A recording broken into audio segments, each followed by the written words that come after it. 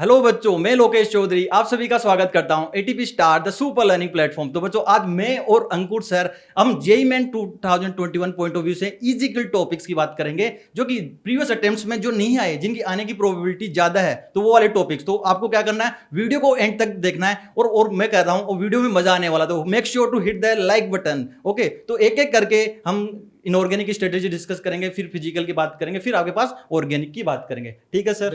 तो होप आप positive energy के साथ अपनी प्रिपरेशन, अपने गोल की तरफ मेहनत कर रहे हो और पॉजिटिव बने रहना, फिर आपको मचाना है। तो स्टार्ट करते हैं अपना इनऑर्गेनिक से। तो एक बात बता देता हूं बच्चों, फाइनल स्टेप 2.0 बैच हमारा एक पेड कोर्स है, बट जब आप FS21 जब ये कोड यूज करोगे तो ये आपके लिए फ्रीली अवेलेबल होगा। आप एटीपी स्टार के ऐप को डाउनलोड कर लीजिए। ओके, और वहां से इस कोर्स में आपके पास क्या है कि फ्रीली आपके पास कि पूरा कोर्स आपको यहाँ पे है, उसमें क्विकली समराइज किया गया सारी चीजें और इंपॉर्टेंट क्वेश्चंस है। तो आप यहाँ पे एक बार है ना FS21 कोड यूज करना जेई 2021 में जाके। ओके, तो हाँ, तो यहां पे इधर देखो, पीरियोडिक प्रॉपर्टीज की अगर मैं बात करता हूं तो आपने देखा होगा सबसे ज्यादा जो इजिकल टॉपिक्स है, आयनाइजेशन एनर्जी और इलेक्ट्रॉन गेन एंथैल्पी का ऑर्डर आपको देखना है। वो भी मेनली आपको क्या देखना है, एस ब्लॉक और पी ब्लॉक वाले में, जो डायरेक्टली जनरली पूछा जाता है आपको।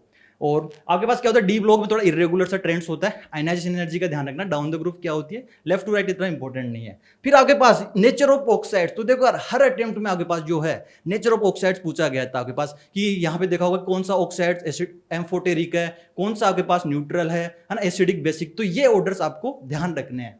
फिर नेक्स्ट टॉपिक की मैं बात करता हूं आपके पास केमिकल बॉन्डिंग। यार देखो, केमिकल बॉन्डिंग पूरा इनऑर्गेनिक की अगर हम बात करते हैं बच्चों, तो इनऑर्गेनिक अच्छा खासा इंपॉर्टेंस दिया हुआ है, बिकॉज उनको ना जेईई मेंस में। तो केमिकल बॉन्डिंग आपका कभी 60% पार्ट कब कवर हो जाएगा आपका, जब उसको स्ट्रक्चर ड्राइंग आपको अच्छे से आती हो। तो मेरी एडवाइस आपसे है बच्चों कि एनसीईआरटी बुक में जितने भी स्ट्रक्चर दिए हुए हैं पूरी में, ब्लॉक केमिस्ट्री हुआ, केमिकल कहीं पे भी, तो सारे स्ट्रक्चर आप ड्रॉ कर लेना।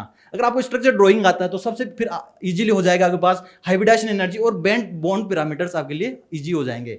और फिर आपके पास इजी टॉपिक होता है डाइपोल मूवमेंट, जो कि आप ऑर्गेनिक केमिस्ट्री में पढ़ते हो, तो डाइपोल मूवमेंट्स है ना, जो उसके एग्जांपल्स कर लेना। और एमओटी में है ना, एमओटी काफी इंपॉर्टेंट पॉइंट है ना। तो एमओटी में वो क्या पूछते हैं, बॉन्ड ऑर्डर पूछते हैं, है ना, पैरामैग्नेटिक डायमैग्नेटिक नेचर पूछते हैं। तो जैसे नाइट्रोजन तक का ऑर्डर आपको पता है, एमओ डायग्राम कैसे फिलअप करते हैं, 14 इलेक्ट्रॉन्स, उससे अपर का वो आपको ध्यान रखना है। तो मेनली केमिकल बॉन्डिंग में मैं कहूंगा मोस्ट इंपॉर्टेंट थिंग जो है स्ट्रक्चर ड्राइंग, वो आता है तो आपका 60% पार्ट तो केमिकल बॉन्डिंग वैसे ही स्ट्रॉन्ग बन जाएगा।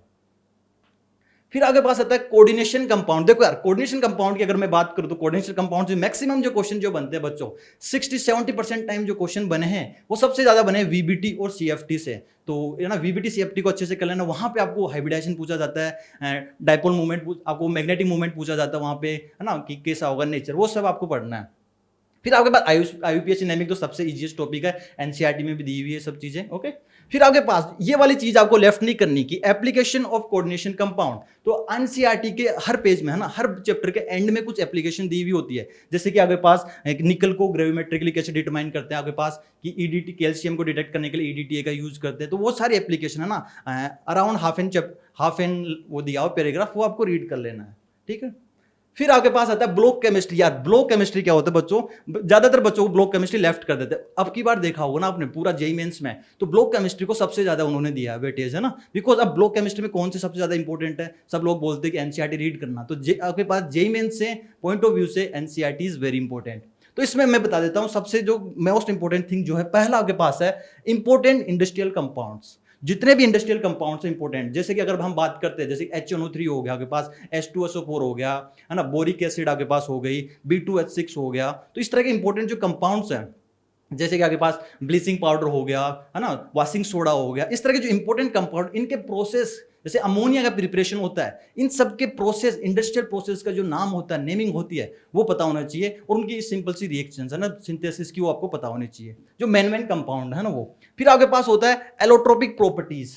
तो सबसे इंपॉर्टेंट चीज क्या बच्चों की, सबसे जो एप्लीकेशन, तो आपकी जेईई मेंस जो पूछ रही है वो एप्लीकेशन बेस्ड क्वेश्चन पूछ रही है, तो आपको एलोट्रोप्स की प्रॉपर्टीज पता होने। जैसे कि मैं बात करता हूं आपके पास, जैसे सल्फर के एलोट्रोप्स हो गए, रोम्बिक सल्फर से आपकी बार जो क्वेश्चन आया था आपके पास, फॉस्फोरस के एलोट्रोप्स से आपके पास क्वेश्चन आया था कि टेम्परेचर को राइज करते हैं, red phosphorus, white phosphorus, black phosphorus. तो वो जो लाइंस दी उनकी प्रॉपर्टीज, उनके स्ट्रक्चर्स, वो काफी इंपॉर्टेंट होते हैं ना। जैसे कार्बन के एलोट्रोप्स हो गए आपके पास, उनका हाइब्रिडाइजेशन वगैरह, वो सारी प्रॉपर्टीज आपको वो काफी इंपॉर्टेंट है, वो क्विकली एनसीईआरटी से रीड करना है। फिर आपके पास है सिलिकेट्स। सिलिकेट्स को बच्चों है ना, सिलिकेट्स की रिएक्शन जो कि 2 अटेम्प्ट्स में सिलिकेट्स पूछा नहीं गया है, तो ये काफी इंपॉर्टेंट है सिलिकेट्स, है ना। तो कार्बन फैमिली में से सिलिकेट्स में एनसीईआरटी में दिया हुआ है, उनके स्ट्रक्चर्स और उनकी एप्लीकेशन भी पीछे दी हुई है, वो भी आपको रीड करना है। फिर आपके पास होता है सबसे मोस्ट इंपॉर्टेंट, ये आपके पास oxy acids and their naming. तो ऑक्सी एसिड्स में आपको उनका नेमिंग पता होना चाहिए, एक स्टैंडर्ड वे होता है उनका राइट करने का। जैसे कि सल्फर के ऑक्सी एसिड्स हो गए आपके पास, है ना, फॉस्फोरस के ऑक्सी एसिड्स हो गए, क्लोरीन के, है ना, हेलोजेंस के ऑक्सी एसिड्स हो गए, उनके स्ट्रक्चर स्टैंडर्ड वे होता है उनका नेमिंग का और राइटिंग। तो वो क्वेश्चन काफी पॉपुलर है ना, तो हर जगह पूछा जाता है, और अब की बात तो 2 बार पूछा गया था क्वेश्चन। फिर जो और रिएक्शन वाले पार्ट में जो आपको पढ़ना है वो पढ़ना है HNO3 और NaOH की रिएक्शंस की डाइल्यूट में क्या होता है और कंसंट्रेटेड में रिएक्शंस क्या होती है आपके पास। तो ये डायरेक्टली एनसीईआरटी से रीड करना है तो आपको, है ना। तो ये इतना इंपॉर्टेंट पार्ट है ब्लॉक केमिस्ट्री का। और इसमें मैं डी एंड एफ ब्लॉक की मैं बात करूं बच्चों, तो K2CR7 और KMNO4 वो वाला पार्ट आपको रीड करना जरूरी है ना। उसकी जो रिएक्शंस दी हुई थी वो रिडॉक्स वाले पार्ट में भी, तो 2-3 पेज आपको डी एंड एफ ब्लॉक के रीड करने, इतना काफी इंपॉर्टेंट है ब्लॉक केमिस्ट्री का, है ना। ज्यादा रिएक्शन वाला पार्ट आपको रीड नहीं करना। अब आता है आपके पास इन्वायरमेंटल केमिस्ट्री। यार सबसे इजीएस्ट टॉपिक जो है इन्वायरमेंटल केमिस्ट्री आपके पास, है ना। तो इसमें हर बार हर अटेम्प्ट ऐसा कोई अटेम्प्ट नहीं था जिसमें इन्वायरमेंटल केमिस्ट्री पूछा नहीं गया हो। तो यहाँ पे आप वो, है ना, क्विकली मैं कहूंगा एक बार एनसीईआरटी की रीडिंग कर लेना। ट्रोपोस्फेरिक और स्ट्रेटोस्फेरिक पॉल्यूशन आप पढ़ लेना, जैसे कि maximum time question photochemical smoke वगैरह से पूछा गया है ना। तो ट्रोपोस्फेरिक और ओजोन लेयर डिप्लीशन ये वाले रीजन पढ़ लेना। और इसमें आपके पास वाटर पॉल्यूशन भी आपको रीड करना है ना। वाटर पॉल्यूशन बीओडी वैल्यूज आपको पूछी गई थी उससे ना। तो क्विकली मैं कहूंगा पूरा चैप्टर आपको इन्वायरमेंटल केमिस्ट्री एनसीईआरटी से गो थ्रू कर लेना, just like a novel.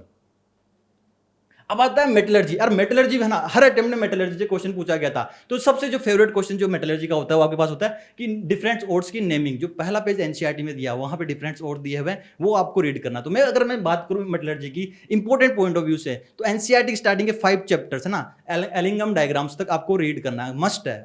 Hope आपने पूरा पढ़ लिया होगा, अच्छी बात है। बट 4 पेज तक तो आपको मस्ट है आपके पास। तो इसमें कंसंट्रेशन ऑफ फ्लोथ फ्लोटेशन कौन से ओर्स के लिए यूज किया जाता है, डायरेक्टली आपके पास आया था क्वेश्चंस। और metallurgy of Ag and Au, है ना, ये काफी इंपॉर्टेंट है ना। तो साइनाइड एक्सट्रैक्शन प्रोसेस यहाँ यूज किया था, पूरी वो रिएक्शन आपको एनसीईआरटी में दी है वो रीड करना है। ठीक है बच्चों, तो ये इनऑर्गेनिक को इस तरह से अप्रोच करना है। नेक्स्ट अप्रोच जो रहेगी अपनी, वो अपनी रहेगी फिजिकल केमिस्ट्री। तो फिर करना चाहूंगा फाइनल स्टेप बैच, है ना। तो क्विकली वहां पे सब कुछ दिया हुआ है सारा, तो FS21 कोड आपको यूज करना है। अब फिजिकल केमिस्ट्री की मैं बात करता हूं ना। अब देखो यार फिजिकल केमिस्ट्री में क्या होता है कि आपको इंटीजर टाइप क्वेश्चंस आपके पास हैं कि लास्ट में 10 क्वेश्चंस होते हैं, उसमें से आपको 5 अटेम्प्ट करने होते हैं। तो मैक्सिमम इंटीजर टाइप और इजीएस्ट क्वेश्चन आते हैं। तो मैं बात करता हूं सबसे इजीएस्ट जो टॉपिक है आपके पास वो है सॉलिड स्टेट। तो सॉलिड स्टेट में डायरेक्टली पूछा गया है कि एफसीसी, सिंपल आपको एफसीसी, बीसीसी और ना एचसीपी, इनमें कोऑर्डिनेशन नंबर आपको पता होना चाहिए, इनका अरेंजमेंट होना पता होना चाहिए आपको। सिंपल सा टॉपिक है। तो कोऑर्डिनेशन नंबर, इसका वॉइड्स है ना, tetrahedral voids, octahedral voids, simple question पूछे जाते हैं। फिर इनकी पैकिंग एफिशिएंसी डायरेक्टली पूछी जाती है, पैकिंग एफिशिएंसी कितनी होती है। जैसे कि 20 है ना, जैसे कि मैं आपको बताता हूँ कि जैसे बीसीसी में आपको 68% होती है, एफसीसी में 74, इस तरह से डायरेक्ट क्वेश्चंस।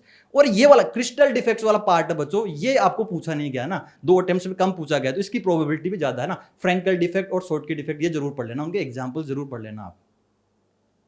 अब आपके पास आता है लिक्विड सॉल्यूशन। यार बच्चों सबसे आसान चैप्टर जो है फिजिकल केमिस्ट्री का वो लिक्विड सॉल्यूशन ही है। तो पहला आपके पास आता है डेल्टन्स लॉ और रोल्स लॉ। तो आपके पास डेल्टन्स लॉ तो आप वैसे गैसीय स्टेट में पढ़ते हो, रोल्स लॉ है ना, डायरेक्टली फॉर्मूला दिया हुआ है, डायरेक्ट क्वेश्चन आता है आपके पास यहाँ से, है ना। और यहाँ पे आइडियल और नॉन आइडियल सॉल्यूशन, इनके एग्जांपल्स कम आए, इनकी थर्मोडायनामिक्स, इनके आने की ज्यादा प्रोबेबिलिटी है। इसके एग्जांपल्स है ना, पॉजिटिव डेविएशन, नेगेटिव डेविएशन के एग्जांपल डायरेक्ट एनसीईआरटी में आपको दिए हुए, वहां से रीड करना है। फिर कोलिगेटिव प्रॉपर्टीज। तो कोलिगेटिव प्रॉपर्टीज सारे क्वेश्चन आपके पास जो अटेम्प्ट्स में जो आए ना वो कोलिगेटिव प्रॉपर्टीज से आई है। तो ये वाले 2 स्टार्टिंग ये काफी इंपॉर्टेंट है ना, ये जरूर आप कर लेना। अब आता है केमिकल काइनेटिक्स। यार केमिकल काइनेटिक्स भी सबसे आसान सा चैप्टर है ना आपके पास। तो ज्यादातर जो क्वेश्चंस बनते हैं यहाँ पे बच्चों वो बनते हैं जीरो ऑर्डर और फर्स्ट ऑर्डर रिएक्शन से।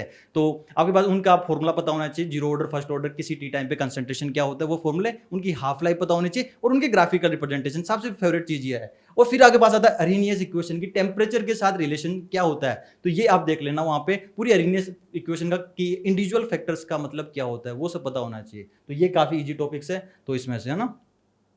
अब आता है इलेक्ट्रोकेमिस्ट्री। यार अब इलेक्ट्रोकेमिस्ट्री की जो मैं बता देता हूं, जो सबसे ज्यादा जो जेईई मेंस जो क्वेश्चन पूछता है वो पूछता है पहला कि आपको रिडक्शन पोटेंशियल निकालना आना चाहिए कि 2 सेल की हेल्प से थर्ड सेल्स का रिडक्शन पोटेंशियल क्या होता है। वो सबसे इजीएस्ट टॉपिक होता है, वो आपको निकालना आना चाहिए। उससे आप अगर निकालना सीखे तो नर्स इक्वेशन तो बहुत आसान हो जाती है आपके लिए। फिर है ना, और नेक्स्ट इक्वेशन में भी आपको metal metal ion half cells का ज्यादातर पूछा जाता है। आपको metal metal ion half cells हो गया, गैस आयन हाफ सेल्स हो गया, तो उनका नेक्स्ट इक्वेशन आपको लिखना आना चाहिए। अब फेराडे लॉ, तो फेराडे लॉ से तो आसान सा सवाल बनता है। और सबसे इंपॉर्टेंट जो है इलेक्ट्रोलाइटिक कंडक्टेंस है आपके पास, है ना, तो इसमें आपके पास इनफाइनाइट डाइल्यूशन पे कोलरोस लॉ, ये काफी इंपॉर्टेंट है ना, तो ये आपको आना चाहिए। ज्यादातर क्वेश्चंस यहीं से बनते हैं ना आपके पास, इंटीजर टाइप में जब बनते हैं तो। ठीक है बच्चों, अब अगला आता है सरफेस केमिस्ट्री। अब सरफेस केमिस्ट्री में क्या बच्चों कि सरफेस केमिस्ट्री ऐसा कोई अटेम्प्ट नहीं था जिसमें सरफेस केमिस्ट्री से क्वेश्चंस नहीं पूछा गया, तो बच्चे क्या करते हैं, इस चैप्टर्स को क्विकली एनसीईआरटी से रीड करना। तो मोस्ट सबसे ज्यादा जो क्वेश्चन जो पूछे गए थे इसमें, वो पूछे थे एडजॉर्प्शन आइसोथर्म्स में, आपके पास उसका प्लॉट पता होना चाहिए, केमिजॉर्प्शन और फिजियोप्शन की प्रॉपर्टी जो डायरेक्टली एनसीईआरटी से रीड करना है, और टाइप्स ऑफ कोलोइड, है ना, ये भी आपके पास पूछा जाता है। थ्योरेटिकल क्वेश्चंस दिया हुआ, तो इसका मैं बता देता हूं, एनसीईआरटी में टेबल बना हुआ आपके पास कि टाइप्स ऑफ कोलोइड, तो वो आपको रीड करना है ना, क्विकली आपको रीड करना है। हाँ, अब अगला आता है मोल कंसेप्ट। तो मोल कंसेप्ट से जो क्वेश्चन बच्चों जो पूछे गए थे, जनरली ज्यादातर पूछे जाते हैं स्टोइचियोमेट्री से पूछे जाते हैं। और आपके पास कंसंट्रेशन टर्म्स हो गए, आपके पास मोलरिटी से डायरेक्ट फॉर्मूला बेस्ड क्वेश्चन आता है कि मोलरिटी क्या होती है, डायरेक्टली ना फॉर्मूला बेस्ड क्वेश्चन डायरेक्ट है ना। अब आता है एटॉमिक स्ट्रक्चर्स। अब एटॉमिक स्ट्रक्चर में जो बच्चों जो क्वेश्चन जो पूछे जाते हैं मैक्सिमम, वो सबसे इजी गिल्ड जो टॉपिक्स है, बोहर मॉडल, इसमें रेडियस का फॉर्मूला, वेलोसिटी का फॉर्मूला और एनर्जी का फॉर्मूला आपको पता होना चाहिए। किसी भी ऑर्बिटल्स में पूछ लेते हैं ना आपके पास। फिर आपके पास होता है डी ब्रोगली वेवलेंथ का और हाइसेनबर्ग का रिलेशन, ये काफी इंपॉर्टेंट है ना। डी ब्रोगली से आपकी बार और हाइसेनबर्ग से पूछा नहीं गया था, तो इसकी प्रोबेबिलिटी आने की ज्यादा है ना। और रेडियल और एंगुलर नोट्स का आपको फॉर्मूला डायरेक्टली पता होना चाहिए कि रेडियल नोट्स, तो अगर रेडियल नोट्स एंगुलर नोट्स निकालना आता है तो श्रोडिंगर आपके लिए और भी आसान हो जाता है ना। तो ये टॉपिक्स आपके लिए हेल्पफुल रहेंगे। फिर आता है रिडोक्स। रिडोक्स में आपके पास मैं बता देता हूं बच्चों, रिडोक्स की आपके पास एन फैक्टर कैलकुलेशन तो आपको आनी चाहिए। जैसे कि आपके पास यहाँ पे KMnO4 है, K2CR7 है, इनके डिफरेंट मीडियम में, जैसे कि एसिडिक, बेसिक और न्यूट्रल मीडियम में KMnO4 का एन फैक्टर कितना होता है, K2CR7 का एन फैक्टर कितना होता है, वो पता होना चाहिए। और जो आपको डी एंड एफ ब्लॉक में जो K2CR7 और KMnO4 की जो रिएक्शंस दी हुई है बच्चों, वो आपको पक्का पता होना चाहिए, बिकॉज उनकी बैलेंसिंग आती है आपके पास, है ना। और लो केमिकल इक्विवेलेंस, तो है ना, लो केमिकल इक्विवेलेंस आपको आता है तो अपने आप क्या होगा, टाइट्रेशन अपने आप आपको आ जाएगा। अब केमिकल इक्विलिब्रियम, यार ऐसा कोई अटेम्प्ट नहीं था बच्चों जिसमें केमिकल इक्विलिब्रियम से क्वेश्चंस नहीं आए। तो सबसे सिंपल जो कैलकुलेशन है वो केपी कैसी कैलकुलेशन होती है। और आपके पास थर्मोडायनेमिक्स ऑफ इक्विलिब्रियम हमेशा, क्योंकि अगर आपको केमिकल इक्विलिब्रियम और थर्मोडायनेमिक्स मिक्स करना होता है तो थर्मोडायनेमिक्स ऑफ इक्विलिब्रियम से क्वेश्चन पक्का आता है, आपने देखा होगा, because Gibbs free energy equilibrium पे क्या होती है, जीरो होती है ना। तो इसीलिए तो यहाँ पे ये वाला टॉपिक काफी इंपॉर्टेंट है, और केपी कैसी कैलकुलेशन इसमें काफी इंपॉर्टेंट है ना। तो जैसे कि आपके पास है ना। अब अगला आता है आयनिक इक्विलिब्रियम। यार देखो, आयनिक इक्विलिब्रियम में बच्चों क्या होता है, ये पूरा न्यूमेरिकल बेस्ड चैप्टर है और इससे क्वेश्चन डेफिनेटली आता ही है। कई बच्चे अगर बिल्कुल भी नहीं पढ़ा तो you can left this chapters, लेकिन इसमें जो मेन इंपॉर्टेंट चीज जो होती है, इजी चीज जो होती है आपके पास, वो मैं बता देता हूं कि सिंपल पीएच कैलकुलेशन आपको निकालनी है। कभी कभार क्या होता है कि दो एसिड मिक्स कर दिए जाते हैं तो टोटल H+ निकालना है और उसका पीएच निकालना है, या दो एसिड या एक बेस मिक्स कर देगा, वो सिंपल इस टाइप के क्वेश्चन आते हैं। फिर जो आता है आपके पास हेंडरसन इक्वेशन, काफी इंपॉर्टेंट है ना आपके पास, जो बफर के लिए, तो डायरेक्ट हेंडरसन इक्वेशन का क्वेश्चन आता है। और सबसे जो और भी जो प्रोबेबिलिटी ज्यादा होती है वो होती है केएसपी की। इसकी केएसपी के ऊपर कम क्वेश्चंस आए ना, इसकी प्रोबेबिलिटी ज्यादा आपके पास है ना, तो यहाँ पे बिल्कुल। अब लास्ट पार्ट अपना जो है वो है थर्मोडायनेमिक्स। अब थर्मोडायनेमिक्स में जो बच्चों मैं बताता हूँ, आपके फिजिक्स में भी आता है कुछ पार्ट इसका, और केमिस्ट्री में भी स्टडी करते हो। मेन इंपॉर्टेंट जो मैं बता देता हूँ केमिस्ट्री पॉइंट ऑफ व्यू से जो ज्यादातर जो क्वेश्चन पूछते हैं, वैसे तो थर्मोडायनेमिक्स को जनरली वो डिस्कस करते हैं, इलेक्ट्रोकेमिस्ट्री के साथ हुआ, इक्विलिब्रियम के साथ हुआ, है ना। लेकिन इसमें एंथैल्पी और इंटरनल एनर्जी का रिलेशन आपके पास, वो आपको पता होना चाहिए। और आपके पास फिर है entropy and Gibbs free energy calculation. जैसे कि आपको मैक्सिमम टाइम जो क्वेश्चन पूछा जाता है वो पूछा जाता है कि delta G equal to delta H minus T delta S, तो किसी पर्टिकुलर टेम्परेचर पे वो रिलेशन पूछते हैं आपके पास, वो इंपॉर्टेंट होना चाहिए आपके पास। फिर थर्मोकेमिस्ट्री की अगर मैं बात करता हूं तो थर्मोकेमिस्ट्री में यार यहां से पक्का क्वेश्चन आता है ना, बट यहां पे दो चीज आप ध्यान रखना, डेफिनेशन देखना कि एंथैल्पी ऑफ फॉर्मेशन क्या होता है बच्चों, और आपके पास एंथैल्पी ऑफ कंबशन क्या होता है। ये सब एंथैल्पी ऑफ फॉर्मेशन किसकी होगी, 1 मोल की होगी, और एंथैल्पी ऑफ कंबशन हमेशा किसका होगा, 1 मोल का कंबशन होगा। तो ये वाले पार्ट ना थर्मोडायनेमिक्स में बिल्कुल ना। और इसमें एक चीज और ऐड करना चाहूंगा, वो आपके पास है आइसोथर्मल प्रोसेस का वर्क डन, है ना। 2-3 बार वो क्वेश्चन रिपीटेटिव होता है ना, बिल्कुल। तो ठीक है बच्चों, यहां पे अपनी फिजिकल और इनऑर्गेनिक की यहां पे ये स्ट्रेटेजी होता है। तो आपको क्या करना है, पॉजिटिव एनर्जी के साथ बस फिजिकल में तो क्या करना, फॉर्मूला रिवाइज करना क्विकली, और जो चीजें मैंने बताया इनऑर्गेनिक के लिए वो आपको एनसीईआरटी से फॉलो करनी है। ओके, हो विश यू गुड लक। अब आपको अंकुर सर अब आपको ऑर्गेनिक की स्ट्रेटेजी बताने वाले हैं। Thank you very much sir. I hope कि अभी आपको बिल्कुल क्लैरिटी हो गई होगी कि इनऑर्गेनिक और फिजिकल केमिस्ट्री में हमें किन किन पोर्शंस पे स्ट्रेस करना है। मतलब अगर मुझे मेरे टाइम पे सब चीजें मिल गई होती है इस हिसाब से तो आधा पेपर तो आपका लीक हो ही चुका है, सही है। तो चलिए ऑर्गेनिक केमिस्ट्री की तरफ बढ़ा जाए। अब ऑर्गेनिक केमिस्ट्री की अगर बात करता हूं तो सबसे जो पहला टॉपिक होता है वो होता है आईयूपीसी नोमेनक्लेचर का। मतलब आईयूपीसी जो नोमेनक्लेचर होता है उसके अंदर जो सबसे ज्यादा इंपॉर्टेंट पोर्शन होता है वो बेसिकली होते हैं पॉलीफंक्शनल कंपाउंड की आईयूपीसी नेमिंग, और उसमें भी बाई फंक्शन से ज्यादा आपके सिलेबस में नहीं है। तो सिंपली अगर आपको प्रियोरिटी टेबल याद है, प्रियोरिटी सीक्वेंस याद है जो एनसीईआरटी में भी मेंशन्ड है, उसकी हेल्प से आप बिल्कुल बता सकते हैं कि कौन से कंपाउंड का आईयूपीसी नेमिंग क्या होगा। सेकंड जो टॉपिक होता है यहां पे वो होता है नेमिंग ऑफ एरोमेटिक कंपाउंड, जिसके अंदर आपके पास एरोमेटिक सिस्टम्स के कई बार वो आईयूपीसी नेम आपसे पूछ लेता है। जैसे कुछ प्रेफर्ड आईयूपीसी नेम्स हमारे पास होते हैं जिनका आपको आइडिया यहां पे होना ही चाहिए, सही। नेक्स्ट टॉपिक की अगर मैं बात करता हूं तो नेक्स्ट टॉपिक आपका होता है जनरल ऑर्गेनिक केमिस्ट्री यानी जीओसी का। जीओसी के अंदर आपको स्पेसिफिकली फोकस करना है इंटरमीडिएट्स की स्टेबिलिटी के ऊपर। सबसे ज्यादा रिपीटेटिव सवाल आते हैं, बहुत सिंपल सवाल होते हैं। अगर आपको इलेक्ट्रॉनिक फैक्टर्स का आइडिया है तो आप जीओसी के अंदर उनकी स्टेबिलिटी के बारे में आइडिया लगा सकते हैं, स्टेबिलिटी को आप वहां पे कंपेयर कर सकते हैं। सेकंड मोस्ट इंपोर्टेंट टॉपिक होता है एरोमेटिसिटी। बिल्कुल बेसिक आइडिया आपको होना चाहिए, ज्यादा डिटेल में आपको एरोमेटिसिटी नहीं पढ़नी। मेंस पर्सपेक्टिव से अगर बात करते हैं तो सिंपल आपको पता होना चाहिए एरोमेटिक क्या है, एंटी एरोमेटिक क्या है, नॉन एरोमेटिक क्या है, और उनकी किस किस तरह से कंडीशन वहां पे फुलफिल होती हुई नजर आती है। थर्ड जो होता है वो होता है एसिडिटी। एसिडिटी में भी स्पेसिफिकली आपको सिर्फ ऑक्सी एसिड्स पढ़ने हैं। ऑक्सी एसिड्स का मतलब होता है जहां पे हाइड्रोजन आपका ऑक्सीजन के साथ कनेक्टेड हो, यानी substituted benzoic acid and substituted phenols आपको ज्यादा स्ट्रेस करना है। फोर्थ होता है जी बेसिसिटी, और बेसिसिटी में भी स्पेशली जो सबसे ज्यादा इंपॉर्टेंट होता है वो होता है एलिफेटिक अमीन्स का कार्यक्रम, 2 degree 3 degree 1 degree 2 degree 1 degree 3 degree, और इसके बाद जो इंपॉर्टेंट होता है वो होता है आपके पास ग्वानिडीन्स एंड एमिडीन्स की पीकेबी वैल्यूज को कैलकुलेट करना। इन सभी पोर्शंस पे हमने स्ट्रेस किया है। अगर आपको पता होगा फाइनल स्टेप बैच हमारा चल रहा है, इन सभी पॉइंट्स पे हम लोग, इन सभी पॉइंट्स के इर्द गिर्द हम लोग रिवीजन करा रहे हैं बच्चों का। आप उस बैच में एनरोल कर सकते हैं वेबसाइट या फिर ऐप की हेल्प से। आप स्टार बैच के सेक्शन में जाएंगे तो वहां पे आपको मिलेगा फाइनल स्टेप बैच 2.0।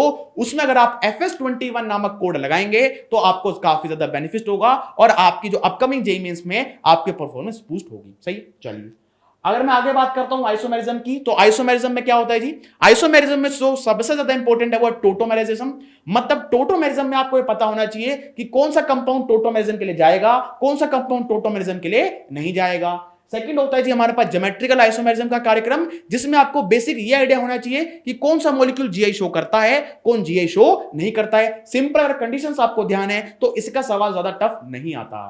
थर्ड होता है जी एनेंशियोमेरिज्म एंड डायस्टीरियोमेरिज्म, जो कि ऑप्टिकल आइसोमेरिज्म का कार्यक्रम है। इसमें सिंपली आपको फोकस करना है कि उनकी प्रॉपर्टीज पे, कि एनेंशियोमर्स क्या है, डायस्टीरियोमर्स क्या है। और कई बार सवाल यहां पे कैलकुलेशन ऑफ स्टीरियोआइसोमर्स का भी पूछ लिया जाता है, जिसमें आपको सिंपली फॉर्मूला पे फोकस करना है, उसकी हेल्प से आप सिंपली वहां पे कैलकुलेट कर सकते हैं। अगला टॉपिक हाइड्रोकार्बन, 11th की टॉपिक की बात कर रहे हैं हम लोग। हाइड्रोकार्बन में जैसे आपको पता है एल्केन, एल्कीन एंड एल्काइंस का कार्यक्रम चलता है। एल्केन्स में भी जो आपको स्ट्रेस करना है सबसे ज्यादा वो होगा वुड्स रिएक्शन और फोटो हैलोजिनेशन पे। मतलब अगर ये दो टॉपिक अगर आपने छोड़ दिए, ये दोनों टॉपिक ऐसे कम टाइम में तैयार होंगे और स्कोरिंग भी होंगे, और यहां से डेफिनेटली एक सवाल आपको मिलने वाला है फोटो हैलोजिनेशन और वुड्स रिएक्शन से, दोनों में से एक में से मिलेगा। अगर मैं सेकंड बात करता हूं, यह है हाइड्रोबोरेशन ऑक्सीडेशन, जो कि काफी ज्यादा रिपीटेटिव है, जेईई मेंस के अंदर काफी ज्यादा लगा हुआ है एग्जामिनरों को इस वाली रिएक्शन से। एल्कीन की रिएक्शन है, सिंपल इलेक्ट्रोफिलिक एडिशन टाइप की रिएक्शन है, जिसमें आपका वाटर का एडिशन होता है according to the anti Markovnikov addition. Fourth जो ज्यादा इंपॉर्टेंट है वो होता है ओजोनोलिसिस। मतलब ओजोनोलिसिस तो ऐसा टॉपिक है जो कि आपका एल्डिहाइड कीटोन वाले टॉपिक से भी क्लब कर दिया जाता है। पहले आपको ओजोनोलिसिस करा लेगा, उसके बाद वो करा लेगा आपसे एल्डोल। तो इस टाइप के इंटर कन्वर्जन क्वेश्चन वहां पे फॉर्म हो सकते हैं। अगर आपके पास ओजोनोलिसिस आपको ध्यान है तो आप इजीली इस टाइप के सवाल को कर सकते हैं, ज्यादा मुश्किल नहीं होते, सही। चले आगे है जी हमारे पास haloalkane, haloarene and halogen derivative, जिसके अंदर ईथर, अल्कोहल और फिनोल्स की भी हम लोग चर्चा करते हैं। इसमें जो सबसे ज्यादा स्कोरिंग टॉपिक होता है वो होता है आपके रिएक्शन मैकेनिज्म। जैसे आपको पता ही रिएक्शन मैकेनिज्म हम लोग पढ़ते हैं, उसमें भी जो सबसे ज्यादा इंपॉर्टेंट है that is Williamson ether synthesis, जिससे काफी बार सवाल आता है। ईथर का वो फॉर्मेशन रिएक्शन है, सिंपल SN2 पाथवे को वो फॉलो करता है। इसके बाद जो सवाल यहां पे इंपॉर्टेंट हो जाता है वो होते हैं reaction of ether with specifically concentrated HI। मतलब ये तो ऐसी रिएक्शन है जो कि एग्जाम में आपको देखने को मिलेगी ही मिलेगी। आप सीधा रिएक्शन करा सकता है ईथर की कॉन्सेंट्रेटेड HI के साथ, तो आपको ये बात पे भी स्ट्रेस करना है, फोकस करना है। थर्ड होते हैं जी हमारे ऑक्सीडाइजिंग एजेंट्स, जो कि एल्कोहल्स के लिए काफी ज्यादा यूज किए जाते हैं, जिसमें भी सबसे ज्यादा इंपॉर्टेंट है जी पीसीसी, पीडीसी, कॉपर और हीट, या फिर KMnO4 और हीट। और इसके अलावा एक और इंपॉर्टेंट रिएजेंट आपका होता है, वो होता है आपका जॉन्स रिएजेंट, जो कि एक स्ट्रॉन्ग ऑक्सीडाइजिंग एजेंट है, उसको भी आपको ध्यान में रखना है। सही। अगर आगे चलते हैं अब हम लोग, आगे हमारा क्या है, aldehyde, ketone and carboxylic acid, जिसमें मेजोरिटी हम लोग पढ़ते हैं नेम रिएक्शंस। अगर ये टॉपिक अगर आपने स्किप कर दिया, मतलब आपकी फाइल निपट सकती है ऑर्गेनिक केमिस्ट्री की, तो आपको ध्यान रखना है। इसमें जो सबसे ज्यादा इंपॉर्टेंट होता है वो होती है नेम रिएक्शन, जो कि है aldol condensation, intramolecular aldol and Cannizzaro reaction. ये तीनों जो रिएक्शन है काफी ज्यादा इंपॉर्टेंट होती हैं। इसके अलावा कुछ रिड्यूसिंग एजेंट हमारे पास होते हैं। रिड्यूसिंग एजेंट में भी स्पेसिफिकली आपको स्ट्रेस करना है किसके ऊपर, lithium aluminium hydride, sodium borohydride and your DIBAL H, जिसमें आपको ये पता होना चाहिए सोडियम बोरोहाइड्राइड जो होता है that is basically a chemo selective reducing agent, जो कि लिथियम एल्यूमिनियम हाइड्राइड के कंपैरिजन में काफी ज्यादा वीक होता है। इसके बाद reaction with Grignard agent. Grignard agent तो पूरा ही सबसे ज्यादा इंपॉर्टेंट है, प्रिपरेशन से लेकर केमिकल रिएक्शन तक आपको ध्यान होनी चाहिए। केमिकल रिएक्शन में भी आपको ये पता होना चाहिए कि जो ग्रिगनार्ड एजेंट होता है that basically behave as a base as well as a nucleophile. ये आपको बातें ध्यान रखनी है। लास्ट जो है कार्बोक्सिलिक एसिड की बात अगर मैं करूं तो होता है एस्टेरिफिकेशन रिएक्शन, जिसमें कि आपको सिंपल एस्टेरिफिकेशन रिएक्शन पता होनी चाहिए कि किस तरीके से एस्टर्स का फॉर्मेशन होता है और किस तरीके से हम लोग हाइड्रोलिसिस ऑफ एस्टर्स को भी कराया करते हैं, क्योंकि दोनों ही रिएक्शन आपके रिवर्सिबल नेचर की हैं, आपस में इंटरकन्वर्टिबल हैं। क्या इतनी बात समझ में आ गई क्या? चलिए आगे देखते हैं। आगे क्या है जी, आगे हमारे पास है अमीन्स का कार्यक्रम यानी नाइट्रोजन कंटेनिंग कंपाउंड्स। इसमें जो सबसे ज्यादा इंपॉर्टेंट नेम रिएक्शन है वो होती है आपके पास Hofmann bromide degradation, happy birthday reaction मैं इसको बोलता हूं। सेकंड जो आपके पास रिएक्शन होती है वो होती है गैब्रियल थैलिमाइड, जिसमें आपसे एग्जामिनर ये पूछ सकता है कि किस टाइप की अमीन्स को हम लोग अच्छी यील्ड में जनरेट कर सकते हैं through the Gabriel phthalimide process. अगर आपको रिएक्शन मैकेनिज्म का आइडिया है तो आप बखूबी आइडिया लगा पाएंगे कि किस किस अमीन्स को हम लोग अच्छी यील्ड में जनरेट कर सकते हैं। थर्ड काफी ज्यादा इंपॉर्टेंट होता है एडिशनली, वो क्या होता है, हमारे पास होते हैं डाइजोनियम सॉल्ट्स, जिसके अंदर आपको ये पता होना चाहिए कि कौन कौन सी मींस डाइजोटाइजेशन के लिए जाएगी, और कपलिंग रिएक्शंस के बारे में आपको बखूबी आइडिया होना चाहिए। कई बार वो डाइस का कलर भी आपसे पूछ लेता है, जो कि हम लोग पेट्रोल ऑर्गेनिक केमिस्ट्री में भी देखते हैं। सही। फोर्थ वाला कौन सा है हमारे पास, बायोमोलिक्यूल्स। बायोमोलिक्यूल्स तो ऐसा टॉपिक है जो आपको पता ही है, काफी ज्यादा सवाल यहां से पूछे गए थे। अगर मैं बात करता हूं प्रीवियस जेईई मेंस अटेम्प्ट्स की, ये वाला टॉपिक ऐसा है जो कि आपका पहली बात तो इंटरकनेक्टेड नहीं है, कोर ऑर्गेनिक केमिस्ट्री या कोर रिएक्शन मैकेनिज्म से इसका कोई भी लेना देना नहीं है। इसमें आपको फोकस करना है किन बातों पे, एक तो आपको ध्यान रखना है ग्लूकोज और फ्रक्टोज की रिएक्शन। मैं फिर कह रहा हूं काफी ज्यादा इंपॉर्टेंट है, फ्रीक्वेंटली इस वाले टॉपिक से सवाल पूछे जाते हैं, डायरेक्टली यहां से सवाल आते हैं। सेकंड होता है structure of oligosaccharides and polysaccharide, मतलब सिंपल आपको कोई भी पॉलीमर यूनिट देगा और आपसे कहेगा कि इसकी मोनोमर यूनिट क्या है या इसमें किस टाइप का ग्लूकोज प्रेजेंट है, अल्फा डी ग्लूकोज है या बीटा डी ग्लूकोज है या गैलेक्टोज है, इस टाइप से आपको आइडिया होना चाहिए। थर्ड क्या है, reducing and non reducing sugar का, मतलब ये प्रीवियस अटेम्प्ट में भी पूछा गया था, reducing and non reducing sugar का कंसेप्ट, तो ये भी आपको बखूबी रिकॉल करना है। सही है। फोर्थ क्या है हमारे पास, essential and non essential amino acid, मतलब अमीनो एसिड के अंदर आपको पता है एसेंशियल और नॉन एसेंशियल दो क्राइटेरिया होते हैं, उनमें से किसी भी एक अमीनो एसिड को देके पूछ सकता है कि एसेंशियल की कैटेगरी में लाई करेगा या फिर नॉन एसेंशियल की कैटेगरी में। ये होता है अगला स्ट्रक्चर ऑफ प्रोटीन्स। काफी बार सवाल आया था, इस बार भी सवाल आया था कि अल्फा हेलिकल स्ट्रक्चर किस वजह से स्टेबलाइज होता है, मतलब प्रोटीन्स के स्ट्रक्चर पे एग्जामिनर काफी ज्यादा स्ट्रेस कर रहा है। आपको प्रोटीन्स के स्ट्रक्चर का भी आइडिया होना चाहिए, जिसमें सबसे ज्यादा जो स्ट्रक्चर इंपॉर्टेंट है that is 2 degree and 3 degree, मतलब secondary and tertiary structure are very very important. इसके बाद डीएनए आरएनए में सिंपल डिफरेंस आपको आना चाहिए कि डीएनए क्या है, आरएनए क्या है, किसमें कौन सा बेस है, किसमें कौन सी शुगर यूनिट है, कौन ज्यादा स्टेबल है, कौन डबल हेलिकल है, कौन सिंगल हेलिकल है, इसके बारे में आपको आइडिया होना चाहिए। चलिए बहुत ही बढ़िया साहब। इसके बाद है हमारे पास पॉलीमर्स। पॉलीमर में आपको पता होना चाहिए एडिशन पॉलीमर और कंडेंसेशन पॉलीमर्स के बारे में कि कौन से टाइप का पॉलीमर है, उसकी मोनोमर यूनिट क्या है, और अगर आपको टाइम परमिट करता है, अगर अभी तक आपने नहीं पढ़ा था तो एक बार मेरी यकीन मानिए यूजेस भी आप देख के जाइएगा कि कुछ पॉलीमर्स की यूजेस भी इंपॉर्टेंट है जो कि एनसीईआरटी में लाइन टू लाइन मेंशन्ड है, तो वहां से आप यूजेस भी पढ़ सकते हैं। जिसमें एडिशन पॉलीमर में आपका इंपॉर्टेंट है रबड़, सिंथेटिक और नेचुरल रबड़ दोनों इंपॉर्टेंट है, टेफ्लॉन एंड स्टाइरीन यानी पॉलीस्टाइरीन के बारे में चर्चा करता है, और एडिशनली यहां पे कई बार वो पूछ लेता है पीवीसी के बारे में, पॉलीविनाइल क्लोराइड के बारे में। सेकंड क्या है, कंडेंसेशन पॉलीमर, इसमें नायलॉन 6,6 एंड डेक्रोन आपके लिए काफी ज्यादा इंपॉर्टेंट होने वाले हैं। और अगर आपको थोड़ा टाइम और मिलता है तो बायोडिग्रेडेबल पॉलीमर्स की भी आप चर्चा कर सकते हैं, जिसमें पीएचबीवी एंड नायलॉन टू नायलॉन 6 की हम लोग बात करते हैं। सही, चलें आगे। चलो इसके बाद क्या है, प्रैक्टिकल ऑर्गेनिक केमिस्ट्री, जिसमें मेजोरिटी बच्चों को डाउट रहता है, कंफ्यूजन रहता है, वो मतलब घबराए रहते हैं कि इसमें से कौन सा टेस्ट इंपॉर्टेंट होने वाला है। अभी तक अगर आपने पीयूसी को टच नहीं किया है तो यकीन मानिए आप इन सभी टेस्ट को एक बार बारीकी से देख जाएं। एक तो ल्यूकास टेस्ट होता है एल्कोहल्स के डिस्टिंग्विश के लिए, सेकंड आइडोफोम टेस्ट काफी ज्यादा इंपॉर्टेंट है, टॉलस टेस्ट, फेलिंग टेस्ट, ये होता है आपका reaction to distinguish between primary, secondary and tertiary amine, जिसको हम लोग बोलते हैं हिजनबर्ग टेस्ट, जो कि बेंजीन डाइजोनियम क्लोराइड यानी बेंजीन सल्फोनिल क्लोराइड की हेल्प से डिस्टिंग्विश किया जाता है। तो ये कुछ टेस्ट हैं जो कि आप प्रैक्टिकल ऑर्गेनिक केमिस्ट्री में फोकस करके जा सकते हैं। सही, आगे बढ़ते हैं। आगे हमारा टॉपिक जो होता है केमिस्ट्री इन एवरीडे लाइफ। आप जानते हैं ये तो ऐसा टॉपिक है जिसको आप बिल्कुल भी स्किप नहीं कर सकते। मतलब इस टॉपिक से फ्रीक्वेंटली सवाल पूछे गए थे, चाहे मैथ्स द कॉलम सवाल हो। इसमें सिंपली आपको क्या ध्यान रखना है, आपको ड्रग्स के बारे में आइडिया होना चाहिए और उन ड्रग्स के कंप्लीट स्ट्रक्चर आपको मेमोराइज नहीं करने, सिर्फ उन ड्रग्स के अंदर जितने भी इंपॉर्टेंट फंक्शनल ग्रुप प्रेजेंट हैं उनको आपको आइडिया होना चाहिए। कई बार एग्जामिनर क्या करता है, मैथ्स द कॉलम सवाल बना के देगा, एक तरफ ड्रग का नाम और एक तरफ उसकी कैटेगरी कि कौन से एंटी एसिड्स होते हैं, कौन से आपके एनाल्जेसिक्स होते हैं, तो इसका ब्रीफ आइडिया आपको होना चाहिए। और इस वाले टॉपिक पे भी इस ही चैनल पे आपको एक वीडियो मिल जाएगा जो कि है वन शॉट किसका है, केमिस्ट्री इन एवरीडे लाइफ का, जिसको आप बिल्कुल एक ही तरीके से रिवाइज करते हुए चल सकते हैं, आपको किसी भी टाइप की दिक्कत वहां पे नहीं आएगी। सही, तो चलिए आई होप कि आपको आइडिया लग गया होगा कि केमिस्ट्री के अंदर हमें किस किस पोर्शन पे स्ट्रेस करना है। चाहे बात करता हूं ऑर्गेनिक केमिस्ट्री, चाहे इनऑर्गेनिक, चाहे फिजिकल केमिस्ट्री की, हमने पूरा एनालिसिस किया है, पूरी एटीपी स्टार टीम ने एनालिसिस किया है और आपको आप तक ये बात पहुंचा दी है कि कौन कौन से टॉपिक पे आपको स्ट्रेस करना है अगर आप अपकमिंग जेईई मेंस अटेम्प्ट की तैयारी में लगे हुए हैं। यकीन मानिए अगर आप इन टॉपिक्स पे आप स्ट्रेस करके जाएंगे तो श्योरली आपकी रैंक बूस्ट होने वाली है। और अगर ये आपको वीडियो पसंद आया होगा, आई होप इतना सा जानकारी आपको मिली गई है, तो लाइक बटन को जरूर हिट कीजिएगा। इस वीडियो को अपने फ्रेंड के साथ भी आप लोग शेयर करें जिससे कि आपका भी भला हो और आपके फ्रेंड्स का भी भला हो। और अगर आप इस चैनल पे नए आए हैं तो इस चैनल को सब्सक्राइब करना मत भूलिएगा। तो चलिए मिलते हैं फिर आपसे किसी और वीडियो में, किसी और सेशन में। Till then keep preparing and all the very best from team ATP star.